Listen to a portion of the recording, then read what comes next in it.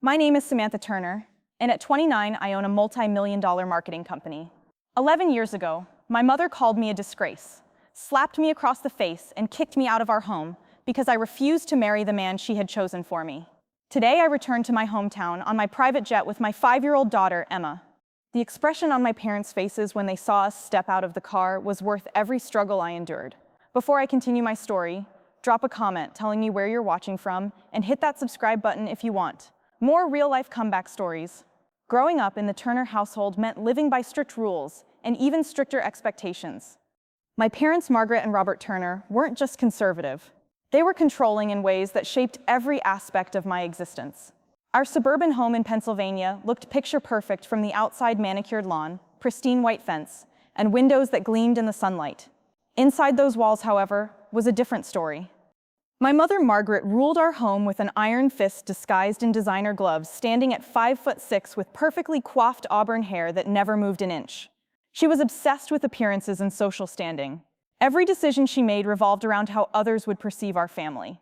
My father, Robert, a tall, quiet man who worked as an accountant at a respected firm, rarely challenged her. He nodded along to her demands, occasionally throwing me apologetic glances when her criticism became particularly harsh. A proper young lady doesn't question her. Mother's wisdom became her mantra whenever I showed the slightest hint of independence. By age 15, confrontations with my mother were a regular occurrence. My transgressions? Wanting to join the debate team over cotillion, applying for a part-time job at the local bookstore instead of volunteering at her country club charity events, and choosing jeans over the floral dresses she'd laid out. "You are embarrassing the family with these rebellious phases," she'd declare, her voice razor-sharp, yet her smile perfect. The Johnsons' daughter never gives them this much trouble. Our dining room transformed into a daily battlefield, filled with lectures on my posture, my grades, which, though excellent, were never quite excellent enough, and how my attitude would surely prevent me from attracting a quality husband. My father would stare at his plate during these moments, occasionally muttering, "Listen to your mother, Samantha." His cowardice hurt more than her direct attacks. The subject of my future husband became an increasingly frequent topic. As I approached my senior year of high school, my mother had been cultivating a relationship with the Wilsons, a family that had recently moved to our community. Their son, Marcus, was 33 to my 18, recently divorced, and the heir to his father's real estate development company. He had the right pedigree, the right connections, and according to my mother, was the perfect match for me. He's established, successful, and from a good family. She would gush after their visits. "You should be flattered. He's shown interest in you." What my mother interpreted as interest, I recognized as something far more unsettling. The way Marcus looked at me during dinner. Parties made my skin crawl. His eyes would linger too long. His comments about how I was blossoming into a beautiful young woman, delivered with a smile that never reached his eyes. When he would accidentally brush against me or place his hand on the small of my back, I would feel sick to my stomach. Meanwhile, I had secret dreams of my own. I wanted to study business and marketing late at night. I would research colleges with strong business programs, schools far away from Pennsylvania. I kept brochures hidden beneath my mattress, like contraband. When college application season arrived, I applied to 7 schools without my parents' knowledge, using money I had saved from babysitting to pay the application fees. I hid it in my desk drawer, simultaneously elated and terrified. That same evening, my mother announced that the Wilsons would be joining us for dinner that weekend. For a very special occasion, the knowing look she gave. My father sent a chill down my spine. "We have such wonderful news," she told me, patting my hand in a rare display of affection.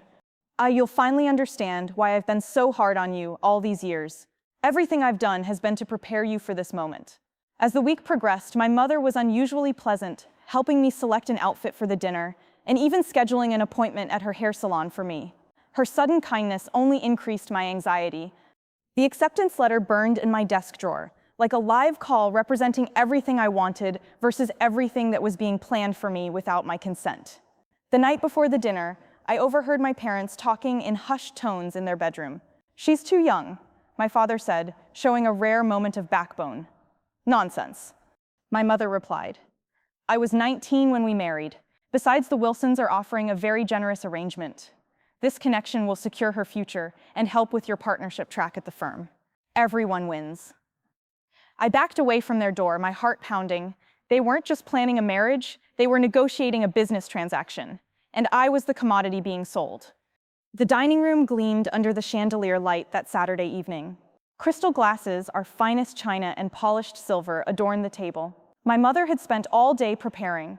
I sat rigidly in my navy blue dress, my hands folded in my lap to hide their trembling. The Wilsons arrived precisely at 7. Marcus trailing behind his parents with a smug confidence that made my stomach turn. He was objectively handsome, tall with dark hair and the kind of features that photographed well for business magazines, but his practiced smile never reached his cold blue eyes. He carried a small velvet box that he placed beside his water glass, catching my eye with a wink that made me shudder internally. "Samantha," he greeted me, kissing my cheek and lingering too long. "You look absolutely stunning tonight." The dinner progressed with excruciating slowness. Business talk dominated the conversation with occasional references to the future and joining our families that made the food taste like ash in my mouth. My mother beamed throughout the meal while my father occasionally glanced at me with what almost looked like regret. After dessert was served, Mr. Wilson clinked his glass.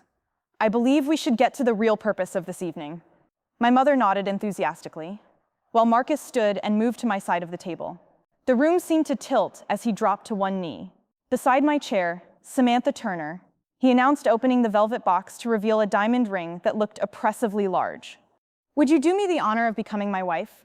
The silence that followed felt endless. Everyone stared at me expectantly. My mother with barely contained excitement, my father with resignation, the Wilsons with confidence, smiles.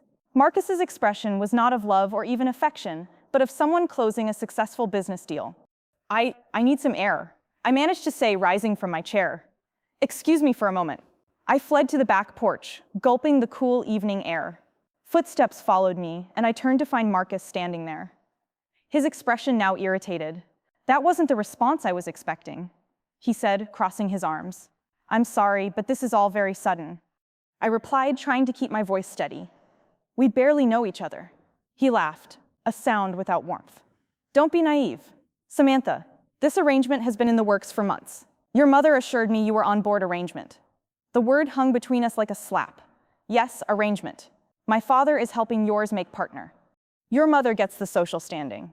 She's always wanted, and I get a young, beautiful wife who can give me children and host company events." He reached out to touch my face. "You'll have a comfortable life. Many women would be grateful for such an opportunity." I stepped back from his touch. "And what if I want a career? Education, a say in my own future?" His expression hardened. "My wife won't need to work. As for education, a few cooking classes might be beneficial, but otherwise unnecessary. And your future?" He gestured to the ring box. "I am your future." I stared at him, finally seeing with complete clarity what my life would become if I accepted a decorative possession. I carefully managed and controlled my dreams, discarded in favor of his requirements. "No," I said the word, feeling like freedom on my lips. "I won't marry you." Marcus's face flushed with anger. "You'll regret this," he hissed. Before storming back inside, I gave myself a moment to breathe before following. When I re-entered the dining room, the atmosphere had transformed. The Wilsons were gathering their coats, Mrs. Wilson whispering furiously to my mother. While Mr. Wilson glared in my direction, my father stood awkwardly by the doorway, looking anywhere but at me. Once the front door closed behind our guests, my mother rounded on me. "What have you done?" she demanded, her voice shaking with rage. "Do you have any idea what you've just thrown away?" "I've saved myself from a lifetime of misery," I answered, a strange calm settling over me. "I won't marry a man who sees me as property." "Property?" She scoffed. "You ungrateful child. Marcus Wilson is one of the most eligible bachelors in the state. He would have given you security status, everything I've worked to prepare you for." "I don't want those things, if they come at the cost of my freedom." My mother's face contorted with fury. "This is about those college applications, isn't it? Did you think I wouldn't find them? That I wouldn't see the letter from Berkeley?" My heart sank. She had been through my things.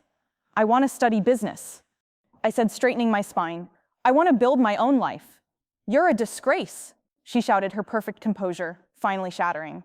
"After everything we've done for you, the Wilsons will never speak to us again. Your father's career is ruined because of your selfishness." I looked to my father, hoping for support, but he just stared at the floor. "I'm sorry you feel that way," I said quietly. "I won't change my mind." The slap came without warning, her palm connecting with my cheek. With enough force to snap my head to the side, the sting spread across my skin as tears sprang to my eyes from the shock and pain. "Get out," she whispered, her voice deadly quiet. "If you're too good for the life we've planned for you, then you can leave and see how well you do on your own." "Margaret," my father finally spoke, his voice weak. "She's just a teenager." "No," my mother cut him off. "She's made her choice. Now she can live with it." I stood frozen, my hand pressed to my burning cheek. "You don't mean that. Pack your things and get out of my house," she replied, turning her back to me. "You're no daughter of mine." I climbed the stairs in a daze, grabbed my school backpack and filled it with essentials, some clothes, my toothbrush, the college acceptance letter, and the small amount of cash I had saved. When I returned downstairs, my mother was nowhere to be seen. My father stood by the front door, his face ash. "Dad," I pleaded, "please don't let her do this." He reached into his wallet and pressed $300 into my hand. "This is all I can do," he whispered. "I'm sorry, Samantha." Then he opened the door to the rainy night outside. I stepped past him, the door closing firmly behind me. I stood on the porch of the only home I'd ever known, rain soaking through my dress, my face still stinging from my mother's slap, and realized I was truly alone. The rain soaked through my clothes as I walked away from my childhood home, each step taking me further from everything familiar and deeper into an uncertain future. My cell phone buzzed in my pocket. My mother had not thought to take that away with trembling fingers. I called the only person I could think of. "Audrey, it's Sam. I need help." Audrey Jackson had been my best friend since 5th grade. Unlike my other friends whose parents moved in the same social circles as mine, Audrey came from a working-class family.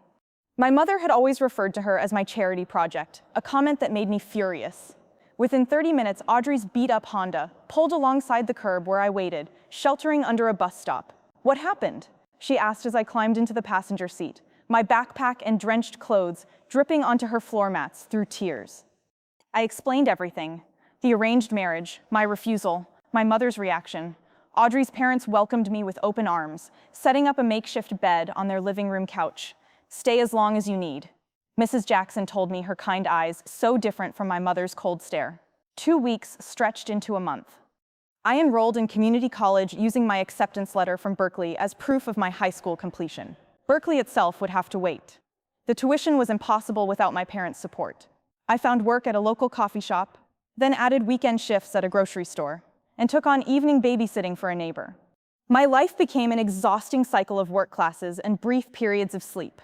My first apartment was a studio the size of my old bedroom, with peeling wallpaper and cockroaches that scattered when I turned on the lights, the mattress on the floor, the single plate and fork, the shower that only ran cold. These were my new reality.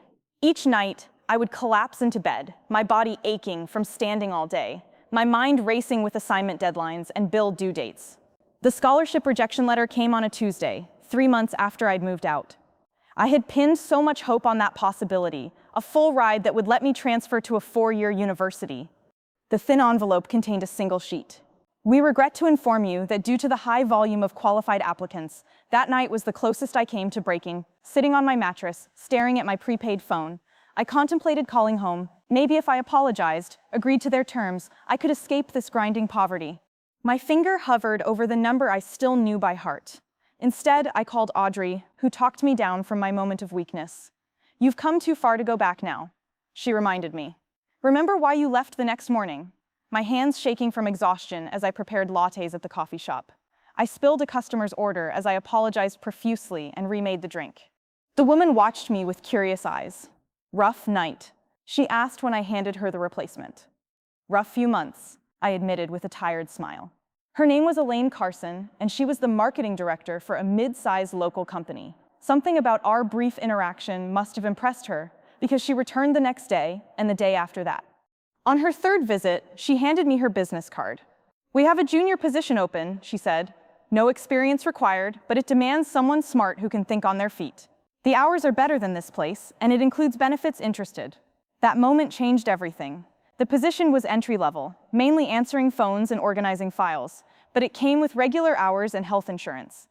More importantly, it gave me a foot in the door of the industry I dreamed of entering. I continued taking night classes, now focusing exclusively on business and marketing. Elaine became more than a boss. She became the mentor I desperately needed. She noticed my interest in the campaigns they developed. My questions about strategy and client needs 6 months into the job. When I presented her with ideas for improving their social media approach, she actually implemented them. You have good instincts. She told me after the campaign showed positive results. Keep developing them. My first promotion came after I stayed late for a week straight to help rescue a project for a major client. The small raises meant I could quit the grocery store job and focus more on my studies. The second promotion, 18 months later, allowed me to move to a slightly better apartment, one without roaches and with reliable hot water. There were still moments of crushing doubt when a pipe burst in my apartment, ruining my textbooks. When I got sick but couldn't afford to miss work. When I would see photos on social media of my high school friends graduating from prestigious universities while I was still piecing together my education, one community college class at a time, with each challenge I overcame, my confidence grew. The scared 18-year-old who had stood in the rain that night was transforming into someone stronger, someone who solved her own problems and charted her own course. The memory of my mother's slap and my father's silence still hurt, but it no longer had the power to break me. 3 years after being thrown out, I completed my associate's degree. Elaine took me to dinner to celebrate. Ordering champagne despite my protests that I couldn't afford to split such an expensive bill. My treat, she insisted. Besides, I have an ulterior motive. She proceeded to outline a new position she had created specifically for me, a role that would give me more responsibility and creative input in their campaigns. The salary she mentioned made me choke on my champagne. You've earned this, she said, sliding the official offer letter across the table. I have a feeling this is just the beginning for you. Samantha Turner. That night, looking at the offer letter on my small kitchen table, I allowed myself to really believe for the first time that I wasn't just surviving anymore. I was building something. The path forward still held challenges. For the first time since that rainy night, the future looked bright with possibility rather than daunting with obstacles, and I had done it all without crawling back to beg forgiveness for the crime of wanting to control my own destiny. For years and countless late nights after being kicked out, I stood in an auditorium wearing a cap and gown, waiting to receive my bachelor's degree in business administration. I had completed my 4-year degree while working full-time, transferring my community college credits and taking night and weekend classes. The path had been longer than traditional students, but I had done it debt-free and with real-world experience already on my resume. In the audience, Elaine cheered loudly as I crossed the stage. My parents' seats remained empty. I hadn't invited them. Some wounds were still too raw, too deep to bridge. 2 weeks after graduation, Elaine called me into her office and closed the door. Her expression, unreadable. I've been watching you develop for years now, she began, and I've come to a difficult conclusion. My stomach dropped, assuming the worst. You've outgrown us, she continued. Your ideas are bigger than what we can implement here. You need to start your own company. I laughed, thinking she was joking with what capital. My massive savings from my entry-level marketing salary. She slid a check across the desk, her personal check for $50,000. Consider the seed money, she said, when I tried to refuse, not a gift, but an investment. I want 15% equity in whatever you build. With shaking hands, I accepted both the check and the challenge.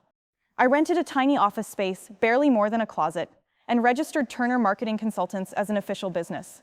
My focus would be helping small businesses develop digital marketing strategies, an area traditional agencies often neglected due to smaller budgets. The first 6 months were terrifying. I took on any client I could find, working 18-hour days, handling everything from strategy to implementation to bookkeeping. 2 clients canceled their contracts, sink me before I'd properly begun. I learned painful lessons about contracts, cash flow, and setting proper expectations. The turning point came when I developed a social media campaign for a struggling local bakery that increased their foot traffic by 300% in 1 month. The owner, thrilled with the results, referred me to other small business owners. Word spread, and suddenly I had more potential clients than I could handle alone. I hired my first employee, a recent graduate named Lisa, who reminded me of myself a few years earlier, then a second, a third. By the end of my 2nd year in business, Turner Marketing occupied a real office with 8 employees, and I had repaid Elaine's initial investment while she retained her equity stake. It was during a pitch meeting for what would be our largest client yet that I met Michael Reynolds. He owned a chain of sustainable home goods stores and was looking to expand nationally. Unlike most potential clients who focused solely on metrics and ROI, during initial meetings, Michael asked thoughtful questions about my business philosophy and long-term vision. I like how you think, he said at the end of my presentation. You understand that marketing isn't just about selling products. It's about building relationships with customers who share your values. We won the contract, and over the next few months, I worked closely with Michael to develop his brand's expansion strategy. Our professional relationship gradually evolved as we discovered shared interests beyond business, a love of obscure documentaries, hiking trails, and passionate debates about everything from environmental policy to the best way to make pizza dough from scratch on our third dinner meeting that had nothing to do with business. Michael asked if he could kiss me. The fact that he asked permission, rather than assuming that small gesture of respect for my boundaries, told me everything I needed to know about his character. Our relationship progressed with the same thoughtfulness. Michael celebrated my ambition rather than feeling threatened by it when my company secured its first million-dollar client. He surprised me with champagne and took me skydiving, something I'd mentioned wanting to try someday when I had time. "Life's too short to keep putting off the things that scare and excite you," he said, as we plummeted through the air, his hand gripping mine. 2 years into our relationship, I discovered I was pregnant. The timing wasn't planned. My company was in the middle of opening a second office in Chicago, and Michael was negotiating to take his business national. The pregnancy test in my hand represented another unplanned detour in my carefully constructed life. "What are you thinking?" Michael asked when I showed him the test, his voice gentle. "I'm thinking about my mother." I admitted how she had such specific plans for me and how angry she was when I chose a different path. "I don't want to be that kind of parent." He wrapped his arms around me. "We'll figure this out together. Whatever you decide, I'm with you." His unconditional support made the decision clear. 9 months later, our daughter Emma came into the world, 5 pounds, 6 ounces of determination with her father's green eyes and what the nurses called a very opinionated cry. Holding her, I made a silent promise that she would always know her voice mattered. Her choices were her own, and that love didn't come with conditions. Balancing motherhood with running a growing company presented challenges I hadn't anticipated. I brought Emma to the office in the early months, converting a storage room into a nursery. My employees, now numbering 25 across 2 offices, adjusted to strategy meetings, occasionally interrupted by a baby's cries. Michael took on more flexible hours with his business to share parenting responsibilities equally. When Emma was 2, Michael proposed during a normal Tuesday evening at home after we'd put her to bed and were washing dishes side by side. "I don't need a big wedding or a diamond ring," he said, presenting a simple band. "My dearest wish is for us to truly be a family." Our official marriage ceremony was a small affair, attended only by our closest friends. Elaine served as my matron of honor, and Audrey made the journey from Seattle, where she works as a nurse. Little Emma, our flower girl, charmingly ambled down the aisle, pausing occasionally to sample the petals. I stood beside Michael, exchanging vows that day. I reflected on how different this marriage was from the one my mother had tried to force upon me. This union was built on mutual respect, shared values, and genuine love, everything. The arrangement with Marcus had lacked by Emma's 5th birthday. Turner Marketing had grown to 3 offices nationwide with over 70 employees. We'd been featured in Business Insider as one of the fastest-growing women-led companies in the country. The purchase of the company Jet, a small-used Cessna Citation, was a business decision that made practical sense given how often I traveled between offices. But it also represented a milestone I could never have imagined when I stood in the rain with only a backpack of belongings through all this growth and change. I had maintained my vow of no contact with my parents. I occasionally heard updates through mutual acquaintances. My father had made partner at his firm. My mother was still active in the same social circles. I wondered sometimes if they ever regretted their ultimatum, if they ever thought about the daughter they had cast out for wanting to choose her own path. I had almost convinced myself that chapter of my life was permanently closed when a distant cousin reached out via email to let me know my father had undergone emergency heart surgery. The message was brief, with no request for a response or visit. Just information passed along because she thought I should know. That night, after tucking Emma into bed, I sat on our patio looking at the stars. "What's on your mind?" Michael asked, joining me with 2 glasses of wine. "My father could have died," I said quietly, and I wouldn't have known until after the fact. "Does that bother you?" I considered the question carefully. Yes. Not because I'm ready to forgive them, but because there's an MSI's hole in their lives they don't even know about, and maybe an unresolved wound in mine I've been ignoring. The next morning, I made 2 decisions. First, Turner Marketing would open its next office in my hometown, creating jobs and establishing my professional presence there. Second, after 11 years of silence, it was time to face my parents, not for their sake, but for my own peace of mind, and for Emma, who deserved the chance to know her grandparents if they could prove themselves worthy of her. Why don't I have grandparents like Zoe? Emma asked one evening, as I tucked her into bed at 5 years old. Her questions had become increasingly difficult to deflect with simple answers.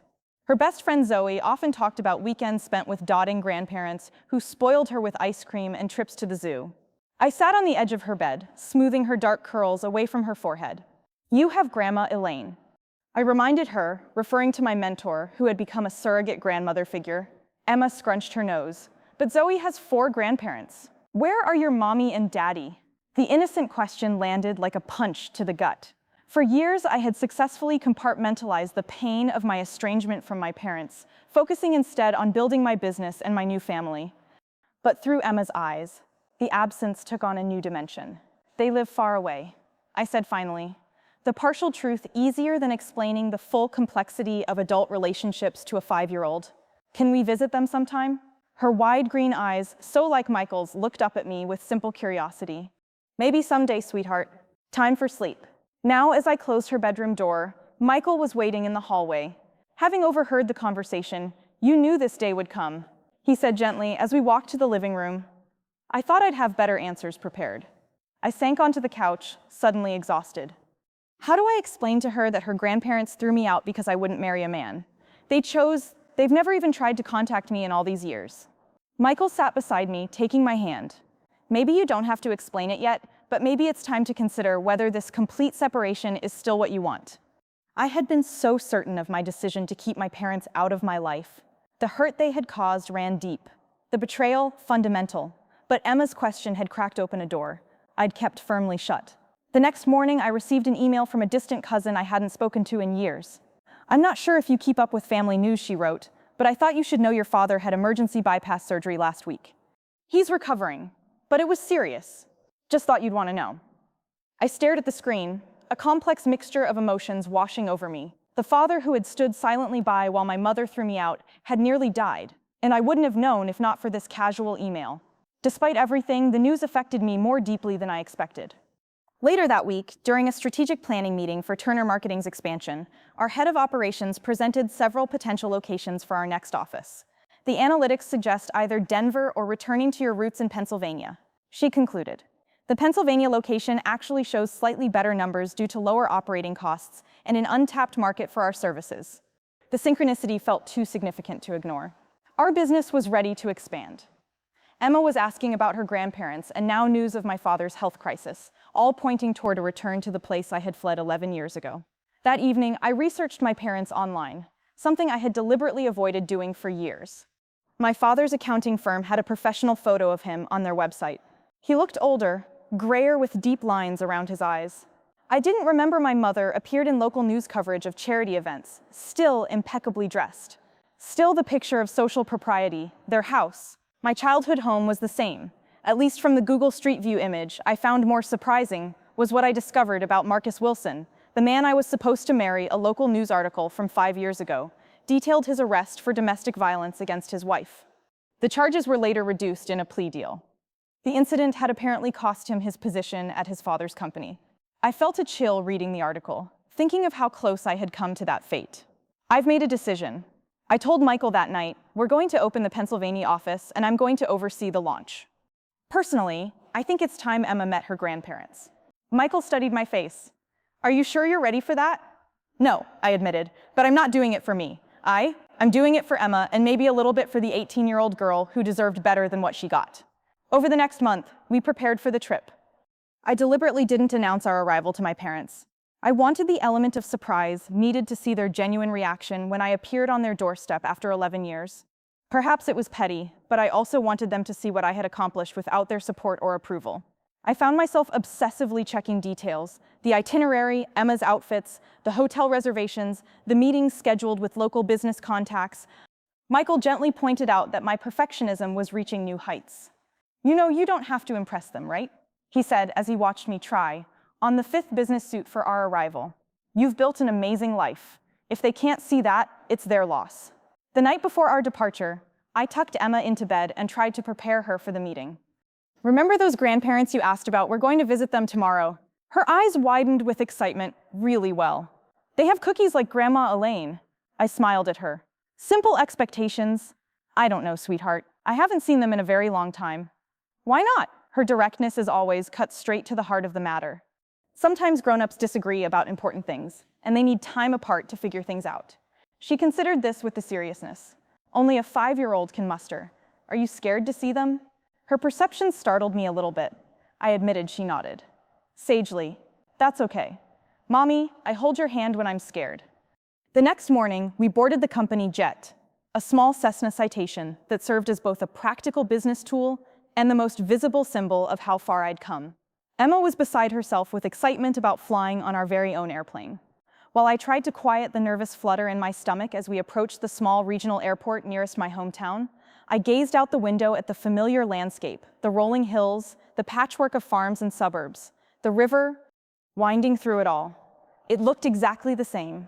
Yet I was returning a completely different person than the one who had left. We are beginning our descent. The pilot announced over the intercom. Welcome to Pennsylvania, Ms. Turner. I took a deep breath and squeezed Emma's small hand in mine. Here we go, I whispered as much to myself as to her. The rental car company had a sleek black Audi waiting for us at the small regional airport, a far cry from the bus I had taken the last time I left this town.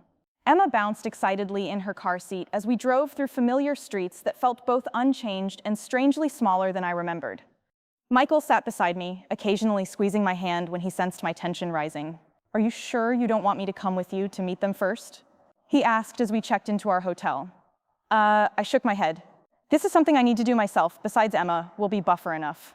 After settling into our suite and changing Emma into a pretty blue dress that matched her eyes, I stood before the mirror adjusting my own appearance. The woman who stared back bore little resemblance to the terrified teenager who had fled this town 11 years ago. My hair was styled in a confident bob, my tailored blazer and dress screamed success, and the slight lines around my eyes spoke of both laughter and determination. Ready, sweetheart? I asked Emma, who was already by the door, impatient to meet these mysterious grandparents. The drive to my childhood home took exactly 12 minutes, a journey that spanned a lifetime in my mind. As we pulled up to the familiar 2-story colonial, I noticed signs of neglect that hadn't been visible in the online photos. The once pristine lawn was patchy, the white trim needed painting, the flower beds my mother had obsessively maintained looked sparse and overgrown.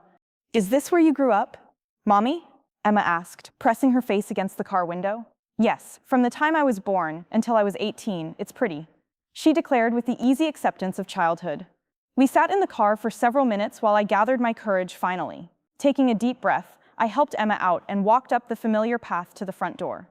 The doorbell chime was the same one I remembered, a pretentious Westminster melody my mother had specially installed to impress visitors.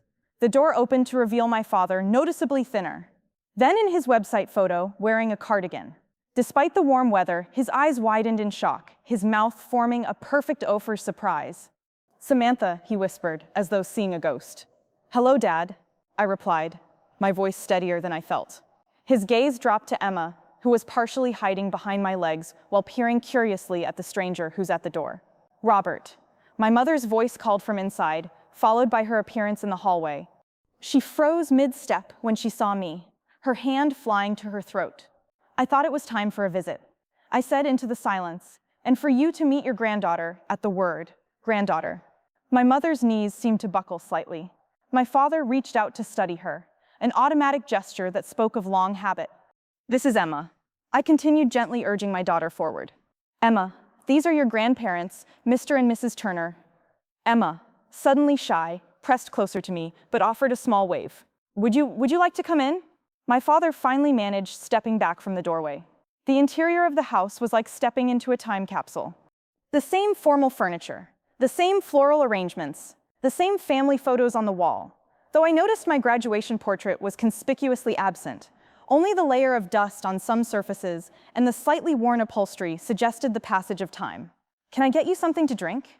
My mother asked, automatically, her social hostess training kicking in despite her obvious shock. Apple juice for Emma would be nice. Water is fine for me. As my mother disappeared into the kitchen, my father gestured awkwardly toward the living room. Emma immediately gravitated toward a crystal figurine on the coffee table. Please don't touch that, sweetheart, I said. It's very fragile. Actually, my father said, surprising me. It's okay. He carefully took down the crystal unicorn and handed it to Emma. This was your mother's favorite when she was little too. My mother returned with drinks, her hands visibly shaking as she set them down. An awkward silence descended as we all sat, the weight of 11 years of absence hanging heavy in the air. Your hair is different, my mother finally said an inane observation that almost made me laugh. A lot of things are different. Mom, we saw you in Business Insider. My father blurted out the article about fastest growing companies led by women. We have a subscription. This revelation caught me off guard. You saw that. We've seen all of them, my mother said quietly. The feature in Marketing Monthly, the interview on Channel 9, when you opened your Chicago office, the charity gala where you received the Young Entrepreneur Award. My confusion must have shown on my face, because my father stood suddenly. Wait, here, he said, disappearing upstairs while he was gone. Emma, bored with adult conversation, asked my mother, "Do you have any toys?" A flash of pain crossed my mother's face. "No, I'm afraid we don't. We weren't expecting. We didn't know." My father returned carrying a large scrapbook, which he placed on the coffee table between us. I opened it to find newspaper clippings, printed web articles, and photographs, a comprehensive collection of every public mention of me or my company over the past decade. Your room is exactly as you left it, my father said as I silently turned the pages. Margaret wouldn't let anyone touch it. I looked up sharply. My room? Would you like to see it? My mother asked, her voice uncharacteristically uncertain. Leaving Emma happily exploring the crystal figurine collection under my father's watchful eye, I followed my mother upstairs. The door to my bedroom still had the same keep out. Cyanide had taped there at 15. When she opened it, I gasped softly. It was indeed exactly as I had left it. The blue comforter still rumbled from my last morning. There, books stacked on the desk, even a half-finished glass of water on the nightstand. It was as though my mother had preserved it like a museum exhibit, a monument to the daughter who had vanished. Why, I asked. Turning to her, she smoothed her hands over her skirt, a nervous gesture I'd never seen from her before. At first, I was so angry, I couldn't bear to come in here. Then when the anger faded, it became a reminder of my greatest failure. The admission hung between us, neither of us quite ready to unpack its full meaning. Back downstairs, Emma had charmed my father into showing her photo albums, specifically pictures of me as a child. You were little like me, she giggled, pointing at a photo of 5-year-old me covered in mud after a rainstorm. Your mother was always headstrong, my father told her with unexpected warmth. She knew her own mind. Even then, as Emma continued to flip through the album, I took the opportunity to ask the questions that had been burning inside me for 11 years. Why did you never try to contact me? Not once. In all this time, my parents exchanged glances. We didn't think you would want to hear from us, my father admitted after what happened. He hesitated looking at my mother. She was not in a good place for a long time. After you left, my mother's perfect posture sagged slightly. I was wrong. She said the words clearly difficult for her about Marcus, about everything. What do you mean? Did you know he was arrested? My father asked for hitting his wife. I nodded. I saw the news article when we heard about that. It was like a physical blow, my mother said, realizing what we had tried to push you into what could have happened to you. By then, you were already building your company, my father continued. You seem to be doing so well without us. We thought reaching out might just reopen old wounds. The conversation was interrupted by Emma's stomach growling audibly. I'm hungry, Mommy. She announced we could order something my father suggested eagerly. Or there's that Italian place downtown you used to like. I checked my watch, actually. We should get back to the hotel. Michael will be wondering where we are. Michael, my mother asked Emma's father. My husband, their expressions registered. Another shock, they hadn't known I was married. Perhaps you could all come for dinner tomorrow. My mother suggested hesitantly we'd like to meet him. I considered the invitation, studying both their faces. My mother looked older than her years. The perfect facade of my childhood cracked to reveal the insecure woman beneath my father seemed diminished. Somehow, his confident accountant's demeanor replaced by a tentative hopefulness. We'll see, I said, not yet, ready to commit.